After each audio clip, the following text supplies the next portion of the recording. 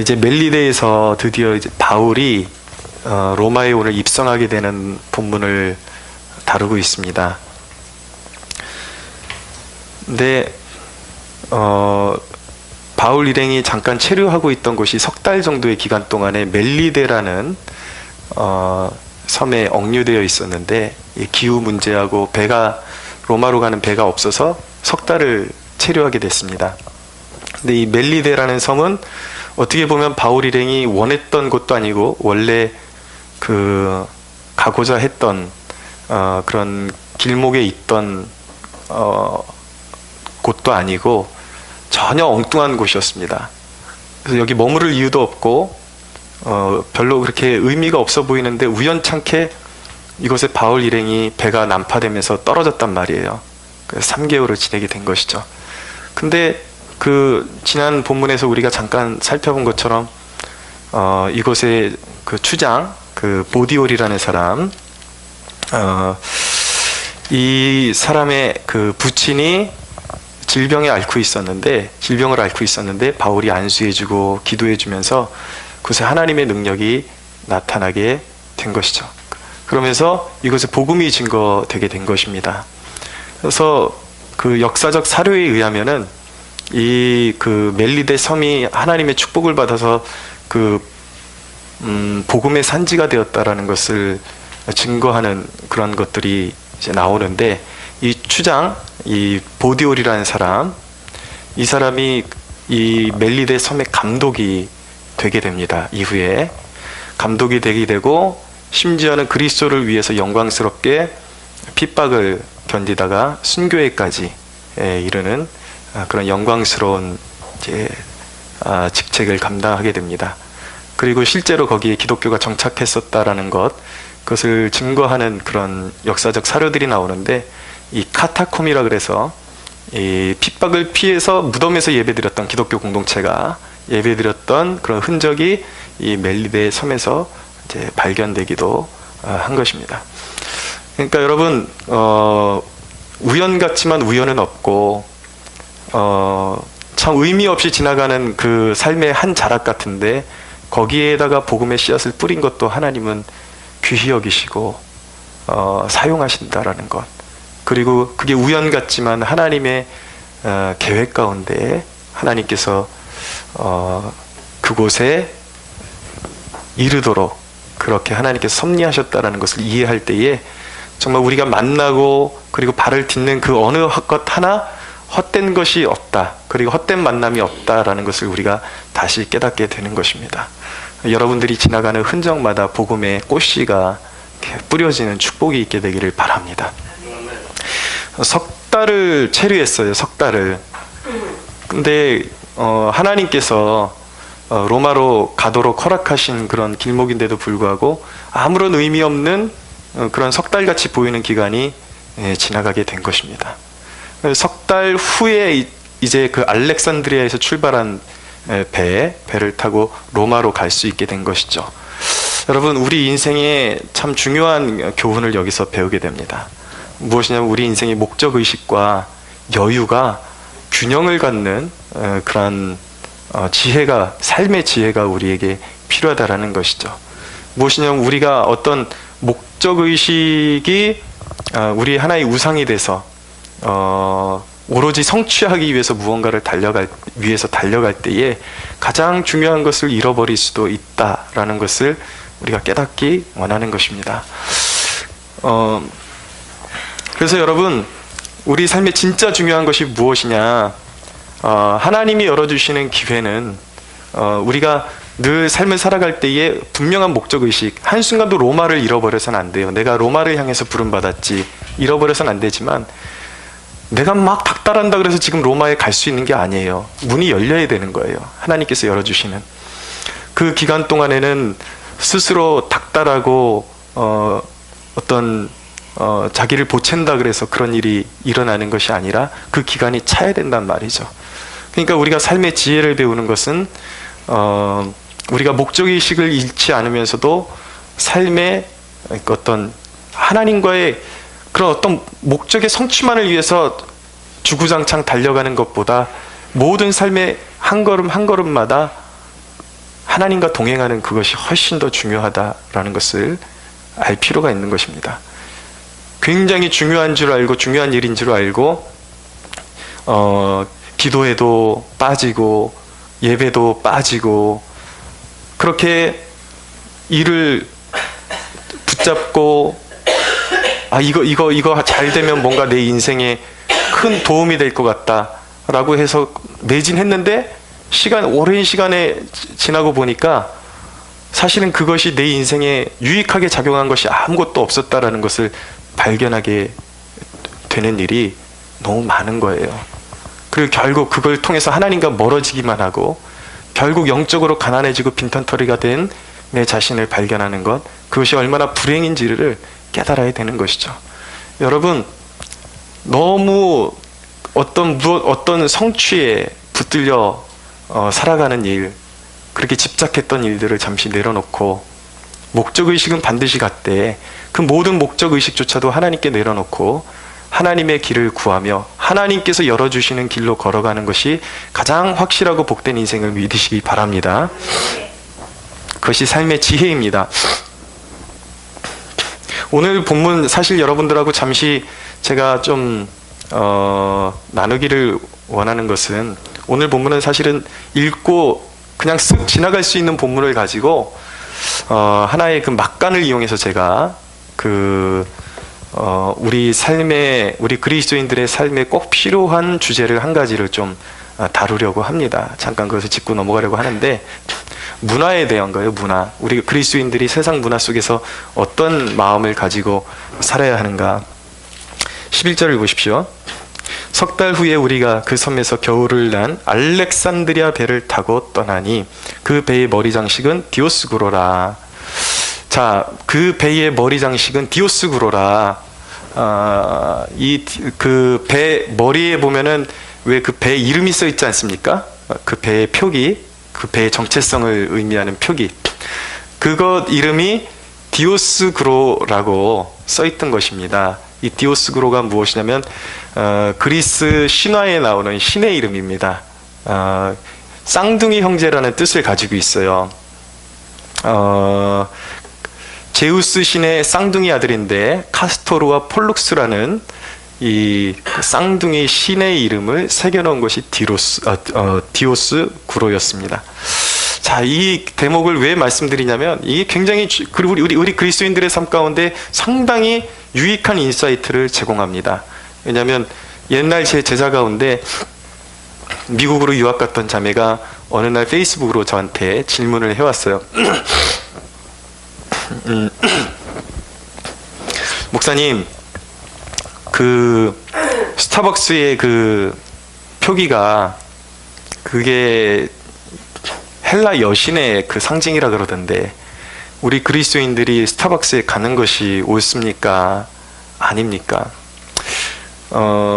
이 신앙생활을 하다 보면 진보적인 성향을 가진 사람들은 아예 죄에 대한 개념이 없어서 이런 걸 묻지도 않습니다. 근데 보수적인 사람들은 이게 지나치게 나가게 되면은 삶의 모든 거 하나하나를 다 올무로 자기를 막 묶어서 이렇게 자유를 잃어버리는 그러한 극과 극의 극단에서 헤어나오지를 못하는 그런 모습들을 보게 되죠. 여러분, 먼저 결론적으로 말씀드리면, 만약에 어떤 기업이 노골적으로 반기독교적이고 기독교를 파괴하는 목적을 가지고 세워진 기업이라면 당연히 기독교인은 이용하지도 말고 가지도 말아야 되겠죠. 근데 묻고 싶은 건 이거예요.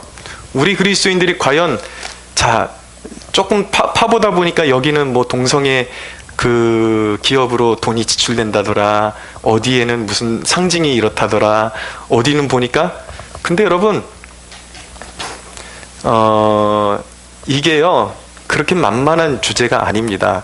그렇게 하나하나 걸러내고 이렇게 어떤 편집증이 있는 것처럼 걸러내다 보면 과연 우리가 지구 안에서 사는 게 가능한가, 그것이 한번 생각해 볼 문제라는 거예요.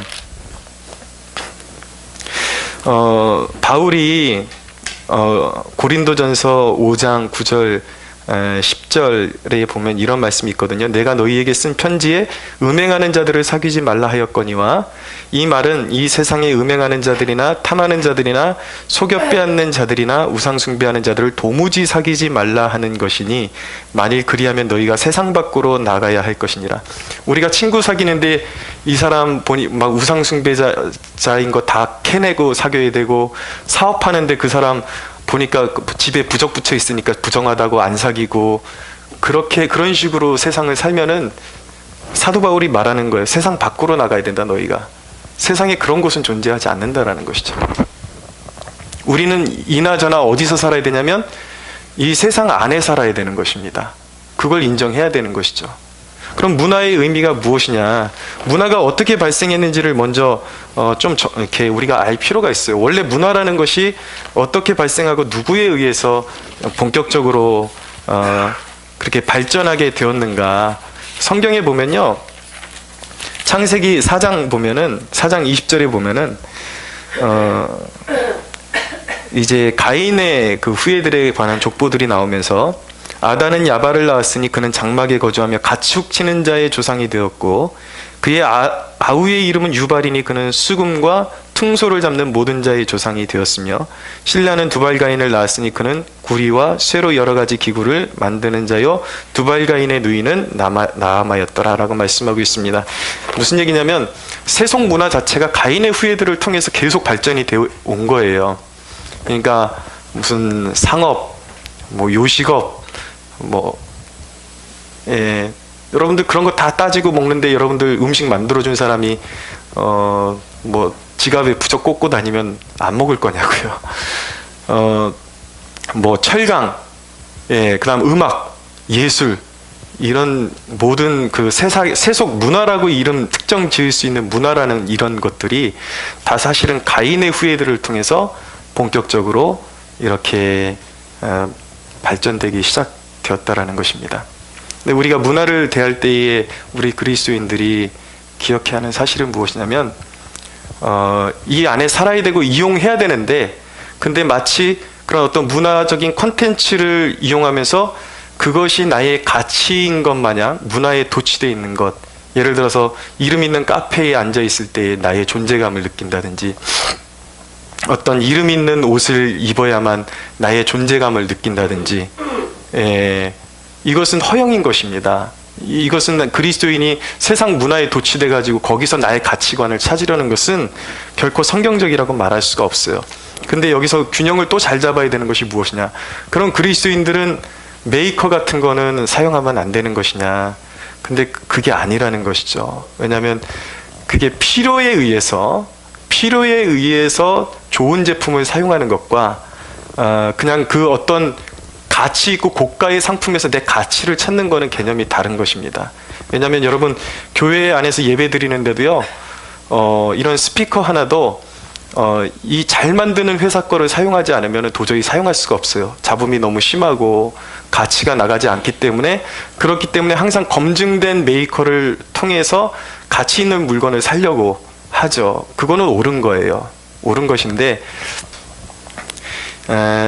좀 그냥 여담으로 말씀드리는 건데, 이전에 제가 근무했던 교회에서 워낙 싼 거 좋아하는 장로님들이 그 온풍기를 돈을 아낀다고 상표도 없고 이름도 없는 온풍기를 잔뜩 사다 놨어요.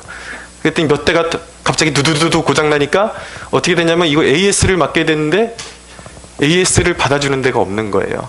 이게 회사가 망해버려가지고. 그러니까 이게 아끼는 게 아끼는 것이 아니라는 것이죠. 근데 분명한 것은 무엇이냐면, 우리 그리스도인들은 어떤 그런 허영심으로 이 메이커, 이 고가의 상품, 이런 거를 통해서 자기 존재의 가치를 인정받으려고 하는 그런 모습은 결코 그리스도인의 모습이 아니다라는 것을 알게 되는 것입니다. 정말 그 성숙한 여인에 대해서 디모데전서가 말씀하고 있는데,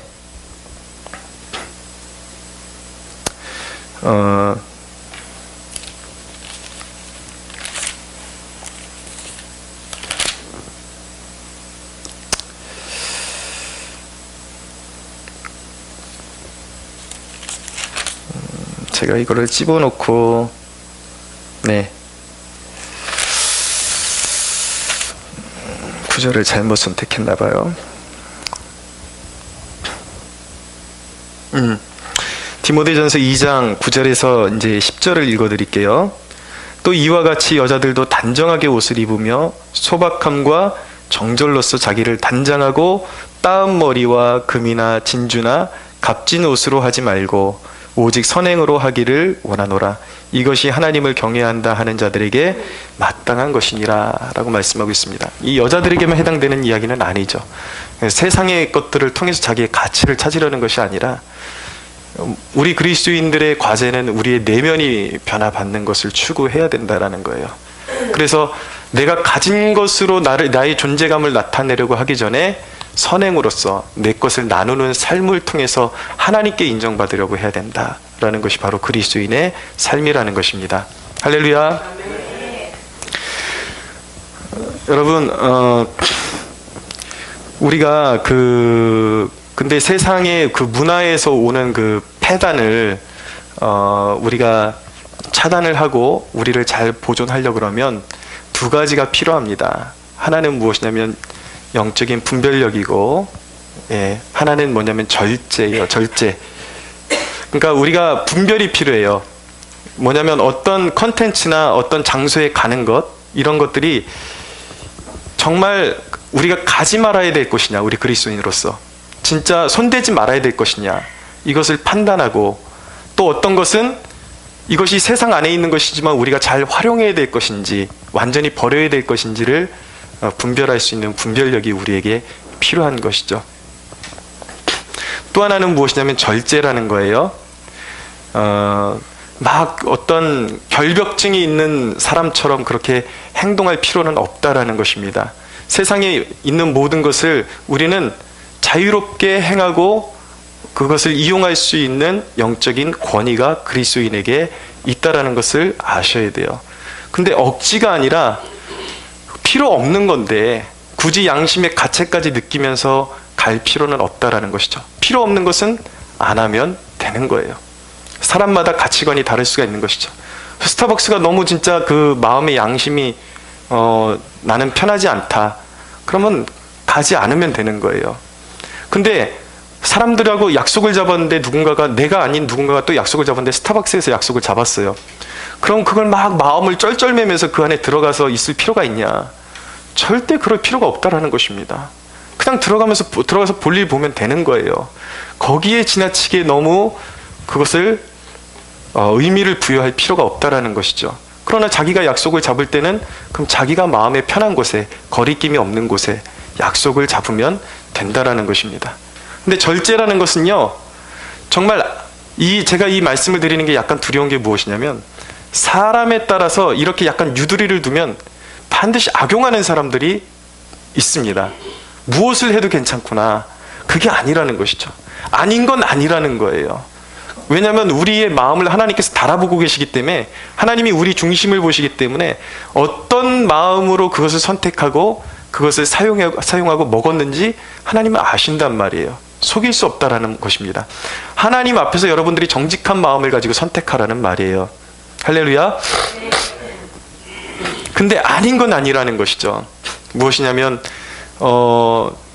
며칠 전에 요즘 금요 기도회 밤에 우리가 또 이렇게 새롭게 함께하는 교회와 연합해서 시작하면서 이 기도회가 이제 2번째 되었는데 사람이 점점 또 더 많이 모이고 더 뜨거워지고 또 남다른 기름 부음을 우리가 느끼고 있습니다. 근데 그 모임이 끝나고 우리 형제님들하고 식사를 하러 간 자리에서 우리 그 한명재 형제님 새벽에 나오시는 분이 있거든요. 한명재 형제님이 한 가지 질문을 하시더라고요. 지금 아이 어린이집을 고르고 있는데 제일 마음에 드는 데가 캐톨릭 성당에서 운영하는 그 어린이집인데 뭐 교육 프로그램도 뭐 괜찮은 것 같고 아이를 절제 있게 잘 가르쳐 주는 것 같아서 거길 보낼까 생각 중인데 목사님 어떻게 생각하시냐고 제가 물어봤죠. 거기서 종교적인 행위를 가르치냐, 어떤 의식 같은 게 있느냐. 잘은 모르겠지만 그래도 어떤 뭐 밥 먹을 때 그런 캐톨릭 의식적인 그런 면 뭐 조금 있는 것 같긴 하다라는 거예요. 그래서 제가 오히려 영적으로 그냥 그 중립 상태에 있는 데보다 오히려 그 영적인 의식을 지키는 데가 어떤 그런 것들을 가르치는 데가 더 위험할 수도 있다. 어떤 캐톨릭적인 잔재가 영적인 무드가 묻어나는 곳에 있으면 그 영혼을 다시 돌이키기가 힘든 상황으로 갈 수도 있으니까 아예 그런 데는 그냥 차라리 중립적인 데를 보내서 근데 부모의 역할이 중요하다라는 것이죠. 어딜 보내느냐보다도 부모가 하나님의 말씀을 성실하게 가르쳐야 우리 아이들이 바르게 자라날 수 있다는 것이죠. 그런 갈등이 있는 곳, 영적인 분위기가 있는 곳, 이런 곳은 거리끼면서 보낼 필요가 없어요. 그리고 굉장히 그 영적인 면이 굉장히 우리에게는 제일 우리 그리스도인의 삶에서는 아주 중요한 영역이기 때문에 그런 마음의 거리낌을 받으면서 거기에 보낼 이유가 없는 것입니다. 또 하나는 이런 경우가 있었습니다. 저희 그 누님 큰딸이 조카가 음악에 재능이 있어요. 바이올린을 전공을 했는데 이제 중학교를 졸업하고 고등학교를 보내야 될 시즌이 되었었어요. 이전에. 근데 거기서 가장 이렇게 잘하는 애들이 가는 곳이 선화예고라 그러더라고요. 그래서 누님이 선화예고 보낸다 그러길래 제가 전화해서 그냥 잘라버렸습니다. 보내지 말라고. 왜냐하면 선화예고가 2단에서 운영하는 곳이기 때문에 왜 우리 그리스도인들이 왜 2단에서 운영하는 곳을 보내야 되냐. 하나님이 그거 갚아주실 테니까 그거 지금 당장은 거기 안 보내면은 뭐 큰일 날 것 같고 부모 입장에서는 그렇겠지만 하나님 믿고 한번 다른 데 보내라고. 그래서 집이 부평이니까 그냥 부평예고 좀 이렇게 그냥 평범한 학교로 보냈는데 정말 하나님께서 잘 돌봐주셔가지고 애가 잘 자라가지고 연대에 수시로 이렇게 해가지고 그냥 한 번에 들어갔어요. 굳이 우리가 막 여기만 고집해야 돼, 여기만 해야 돼. 우리 그리스도인들이 하나님 앞에 선한 양심을 가지고 아닌 것을 막 우기고 이거 지금 절호의 기회인데 근데 하나님이 기뻐하시지 않는 것을 알면서도 그것을 붙잡을 때에 결코 복이 될 수 없다라는 것을 우리가 기억할 필요가 있는 것이죠. 그러나 우리가 선한 양심을 가지고 하나님을 섬기기 위해서 오직 하나님의 기쁨이 되기 위해서 내게 주어진 기회가 있음에도 불구하고 우리 자녀들에게 주어진 기회가 있음에도 불구하고 그것을 하나님 앞에 내려놓을 때에 하나님은 반드시 그것을 더 선한 길로 인도하시고 반드시 더 좋은 것으로 갚아주신다라는 것을 믿으시기 바랍니다. 네, 그런 절제가 필요해요. 근데 여러분 우리 그리스도인들이 그런 세상을 분별해 내기 위해서는요 그냥 안 하고 그냥 쳐내고 이런 것만으로 이겨낼 수가 있는가? 이 세상이 악하고 우리가 어떻게 대처해야 될지 그리고 세상이 그 이면을 바라볼 수 있는 그런 분별력을 기르기 위해서는 우리에게 가장 필요한 것이 무엇이냐면 바로 경건입니다. 경건. 이 세상에 우리를 둘러싸고 있는 이 바벨론과 같은 세상 속에서 우리가 지혜롭게 살기 위해서는 어떤 걸 취해야 되고 어떤 걸 우리가 내려놓을 수 있어야 하는지 알아야 되는데 그것을 우리에게 주는 허락하는 요소가 바로 경건이라는 거예요. 하나님의 말씀과 기도 외에는 세상을 분별할 수 있는 지각을 갖출 수 있는 방법이 없다라는 거예요. 여러분 우리는요 성경을 읽을 때에 그냥 겉으로만 읽는 것이 아니라 하나님이 원하시는 일이 무엇인지 하나님의 기쁨이 되는 세계관, 하나님께서 세계를 경영하시는 그 경영에 대한 경영의 법칙에 대해서 어떤 것이 하나님의 방식인지 하나님의 뜻인지를 분별할 수 있는 세계관이 형성될 수 있도록 깊은 묵상을 해야 하는 것입니다. 어떤 것이 하나님의 계명에 합당한 것인지 어떤 것이 하나님의 계명에 어긋나는 것인지 이 부분만 우리 그리스도인들이 올바로 묵상이 돼 있어도 오늘날 동성애가 죄냐 아니냐 논쟁이 필요 없는 것이죠. 교회 안에서 여러분 이런 논쟁이 있다라는 자체가 불행한 것입니다. 동성애라는 것은 하나님의 계명에 어긋나는 것이잖아요. 하나님이 지으신 사람에 대한 창조 섭리에서 완전히 벗어나는 것이고, 성경에는 완전히 폐역질하는 그런 음란한 세대의 전유물들로 하나님께서 기록하고 계신 것이죠. 무엇이 성경적이고 무엇이 진짜 세속적인지 그것을 구분하려면 성경에 대한 우리가 깊은 헌신이 있어야 된다는 거예요. 근데 여러분, 오늘날 우리가 좀 더 심혈을 기울여야 되는 것은 무엇이냐면, 우리 그리스도인들이 생각보다 말씀도 읽고 기도도 하는데도 불구하고 세상에 그냥 속아 넘어가는 경우가 너무 많아요. 오늘 우리 민족이 지금 당면하고 있는 이 정치 세계에서 일어나는 일, 이 속고 속이는 일 가운데 기독교인들의 다수가 지금 진실이 아닌 길을 쫓아가고 있는 이유가 뭐예요? 그들이 말씀을 몰라서 그래요? 기도를 안 해서 그래요? 그건 아니라고요. 단지 바로 이런 것이 있는 것입니다. 기도하고 말씀 보는 양은 너무 미약한데 세상에 노출되어 있는 시간은 너무 많은 거예요. 세상이 그냥 압도해 버리는 것이죠. 여러분, 아무리 우리가 분별력을 갖추기 위해서 말씀 보고 기도한다 그래도 할지라도 미디어의 능력을, 이 힘을 무시해서는 안 되는 것입니다. 예, 미디어를 통해서 그 악한 세상의 거짓과 미혹의 영들이 다 들어오는 거예요. 그 갑자기 이름이 생각이 안 나네요. 케네스 베라는 그 북한에 억류되어 있다가 그 풀려나신 분이 있어요. 이분이 간증하는 것이 무엇이냐면, 북한에 억류되어 있을 때에 하루 종일 북한에서 시키는 게 뭔지 아십니까? 테레비 보게 만드는 거예요. 주체 사상이 담긴 테레비를 계속 보게 만드는 거예요. 근데 결국 이제 그분은 자기는 그것을 하나님과의 굉장히 사귐을 놓치지 않았기 때문에 세뇌되지는 않았다라고 고백하는데, 근데 북한 사람들이 자신들의 사상을 주입시키는 방법이 바로 그런 것이라는 것이죠.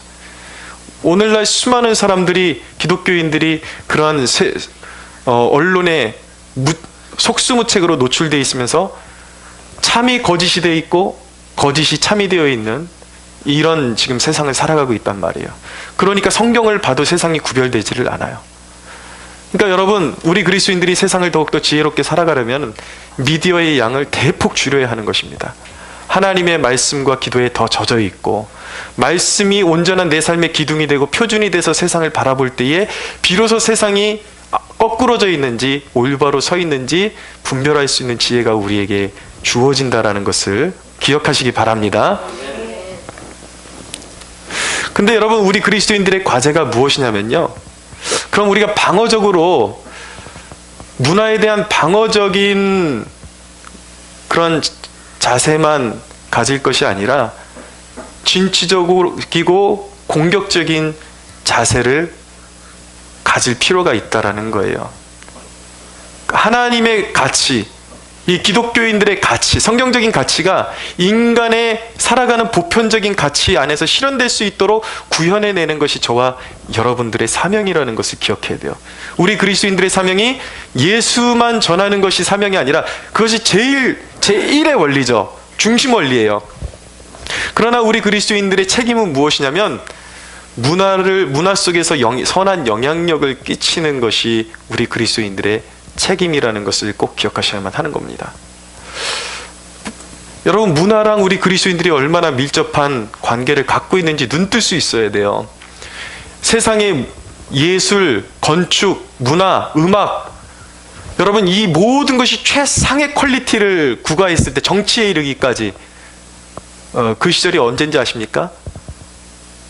종교개혁, 기독교의 종교개혁이 거짓된 종교에서 깨어나서 우리 그리스도인들이 진정한 회심을 경험하고 참된 영적인 원리를 찾았을 때 종교개혁이 일어나면서 문화, 예술, 건축 이 분야의 최고의 것들이 일어나게 되는 것입니다. 미국에도 보세요. 미국에도 가장 유명한 소설 보면은 다 거의 기독교인들이 그런 썼던 그런 작품들이라는 것을 여러분들이 알게 되는 것이죠. 내가 배운 가치관이 우리 문화 속에서 스며들 수 있도록 내가 한 알의 밀알이 될 수가 있어야 한다라는 것이에요. 가치관이. 특별히 오늘날 우리 잘 배운 그리스도인 청년들이 정치계에서, 법조계에서 정말 두각을 나타내게 되는 축복이 있게 되기를 원합니다. 근데 이 성경적인 가치관을 잘못 적용한 대표적인 케이스가 무엇인지 아십니까? 그게 바로 공산주의예요. 공산주의. 나눠야 된다. 근데 그것을 성령 받아서 자발적으로 나눈 건데, 인간이 그것을 인간의 제도화시키고 인본주의적인 제도로서 나누는 걸 실현하려다 보니까 착취가 돼버렸죠. 다 뺏어야 돼요. 여러분, 공산주의가 평등하다고요? 누가 그럽니까? 세상에서 제일 심한 계급사회 아니에요. 완전히 계급사회잖아요. 얼마나 공산주의 아래서 수많은 사람들이 피 흘리며 죽어갔습니까? 오늘날 거짓된 평화 논리에 붙잡혀 있는 목회자들, 신학자들이 얼마나 많은가요? 그냥 전쟁이 없는 것이 평화다? 여러분, 에브라함 링컨 같은 사람은 신실한 그리스도인이었습니다. 하나님의 사람이었습니다. 근데 여러분, 에브라함 링컨은 미국의 노예들에게 자유를 선언하고 미국의 연방의 가치를 진정으로 지켜나가기 위해서 그는 전쟁도 마다하지 않았습니다. 왜냐하면 진짜를 지키기 위해서. 제가 그렇다고 해서 전쟁을 옹호하는 사람이 아니에요. 저는 이 땅의 그런 어려움 가운데 하나님이 개입하셔서 정말 이 땅에 피 흘림이 없이 이 모든 어려운 상황들이 종료되고 북한의 우리 동포들이 자유케 되는 역사가 일어나기를 소원하고 기도하는 것입니다. 그러나 여러분, 전쟁이 무조건 없는 것이 진리이다, 그게 기독교적인 가치관이다라고 말할 수 있는가? 아니단 말이에요. 진정으로 억압받는 인간의 진정한 평등과 평화와 노예살이를 하는 사람들의 진정한 구원과 해방을 위해서 진정으로 우리가 때로는 필요한 것, 진정한 하나님의 가치를 실현하기 위해서 우리에게 때로는 희생도 요구받을 때가 있다라는 것을 우리가 잊지 말아야 하는 것입니다. 여러분, 오늘 말씀 그냥 간단하게 여기서 이제 정리하는 쪽으로 가겠습니다. 우리 그리스도인들이 세상의 문화 속에 살아갈 때 가져야 될 자세는 무엇이냐면요, 어떤 결벽증이 있는 그런 자세로 살아가는 것이 아니라 그것을 잘 활용할 수 있는, 그리고 그것을 하나님께 영광이 될 수 있는 방향으로 선용할 수 있는 길을 우리가 찾아야 된다라는 거예요. 바울이 지금 디오스구로라는 이 이름이 새겨진 배를 타고 어디를 가고 있습니까? 여러분, 바울은 지금 신앙의 동료들과 함께 로마로 가고 있습니다. 무슨 얘기예요? 무엇을 타느냐가 더 큰 문제가 아니라 그 안에 누구와 함께 타고 어디로 가고 있고 무엇을 위해서 가고 있느냐가 더 중요하다는 것입니다. 보세요. 사람들 사이에 보니까 어떤 사람들은 당신이 이용하는 그 기업, 그게 어떤 기업인 줄 아느냐, 그 동성애의 그들의 수입의 일부분이 나간다 그러면서 막 정죄를 해요. 정죄를 하는데 본인은 페이스북을 하고 있거든요. 근데 그 사실 아십니까? 페이스북도 사실은 동성애에 돈을 지불하는 회사예요.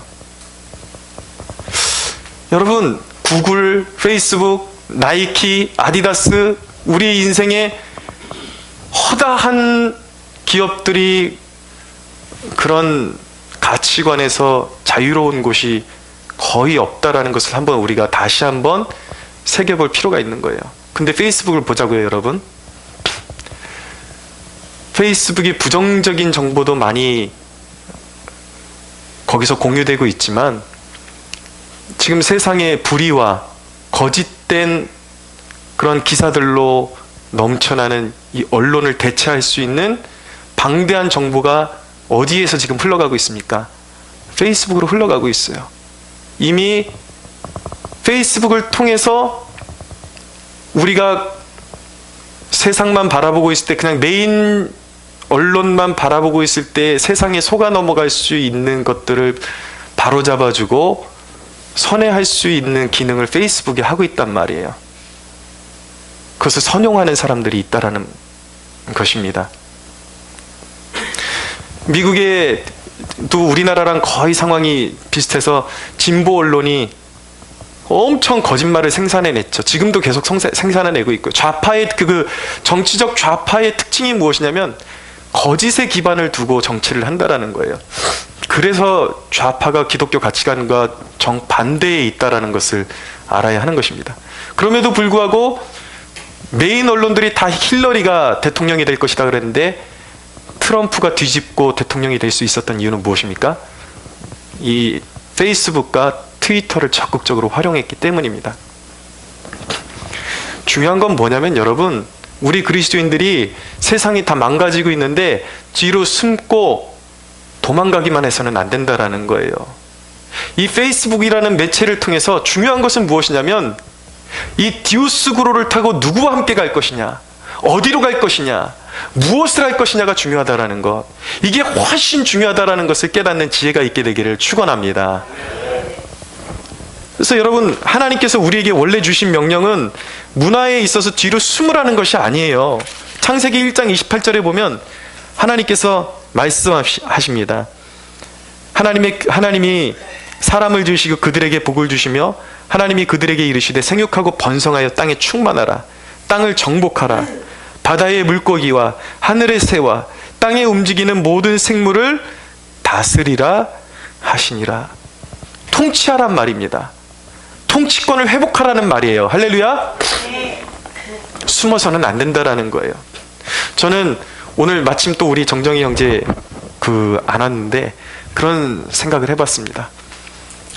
성냥갑 같은 아파트들이 우후죽순으로 서 있는 이 대한민국 한복판에 예전에 어떤 프로그램을 제가 접하니까 외국의 유명한 건축가가 야, 세상에 대한민국만치 매력 없는 나라는 처음 봤다라는 거, 와, 깜짝 놀랐다라는 거예요. 어떻게 건축에 그렇게 인간적인 매력이 하나도 없냐. 다 성냥갑들 아파트만 쭉쭉쭉쭉 세워놓고, 물론 땅의 면적 때문에 그런 것도 있겠지만 창의력이 없다라는 것이죠. 그래서 우리 정정희 형제가 사실은 건축 설계사이기 때문에 이 성냥갑 같은 정말 이 강팍해 보이는 이 세상의 한복판에 정말 빛이 되는 건축물들이 우리 그리스도인들 건축가들을 통해서 나오는 축복이 있었으면 좋겠습니다. 우리가 해야 될 일이라니까요. 그것이 여러분, 하나님의 성품 중에 하나가 무엇인지 아십니까? 하나님의 성품은 아름다우심이에요. 시편 8편을 제가 좀 읽어드리겠습니다. 시편 8편 1절에 보면은 여호와 우리 주여, 주의 이름이 온 땅에 어찌 그리 아름다운지요. 주의 영광이 하늘을 덮었나이다. 하나님은 예술가예요, 여러분. 온갖 형형색깔의 색조와 아름다움으로 하늘을 수놓으시고 구름을 만개케 하시고 하늘에 별을 놓으시고, 사람 하나하나 지으신 것도 이 좁은 면적에 똑같은 얼굴 봤습니까? 그렇게 다양성을 추구하시는 분이 우리 하나님이시라는 것이죠. 그러므로 여러분, 창조성이 없는 것은 죄인 것입니다. 하나님께서 여러분들에게 창조성을 주시는 축복이 있게 되기를 바랍니다. 그리스도의 십자가와 그리스도의 생명, 희생, 그분의 섬김, 이 모든 것은 그분의 아름다우심으로부터 비롯되는 것입니다. 우리 그리스도인들에겐 그 아름다움이 있어야 되는 거예요. 그래서 여러분들이 정말 세상이 보기에는 작은 사업을 하거나 작은 일을 감당하더라도 여러분들은 그걸 창조적으로 감당할 수 있도록, 그게 소명이라는 것이거든요.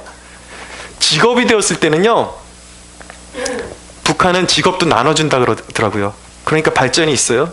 근데 우리 그리스도인에게 종교개혁 이후로 종교개혁자들이 우리 그리스도인들에게 뭐라고 선포했냐면 당신의 직업은 부르십니다. 소명으로 하는 거예요. 그러니까 하나님의 성령으로 인사이트를 받아서 건물을 지으니까 지금까지도 세계에 길이 남는 명작, 가장 훌륭한 건축물은 누구 손에서 나와요? 기독교인들 손에서 나오는 거예요. 근데 오늘날 우리 그리스도인들이 그 아름다움과 창조력을 다 잃어버렸다고요. 구하십시오. 그러면 주실 것입니다. 말씀을 마치겠습니다. 세상을 두려워하지 마시고 숨어서 살려고 하지 말고 역동적으로 세상에 나아가서 그리스도의 선하심과 아름다움으로 채워나갈 수 있는 저와 여러분이 되기를 예수 그리스도의 이름으로 축원합니다. 하나님께 영광의 박수 올려드리겠습니다.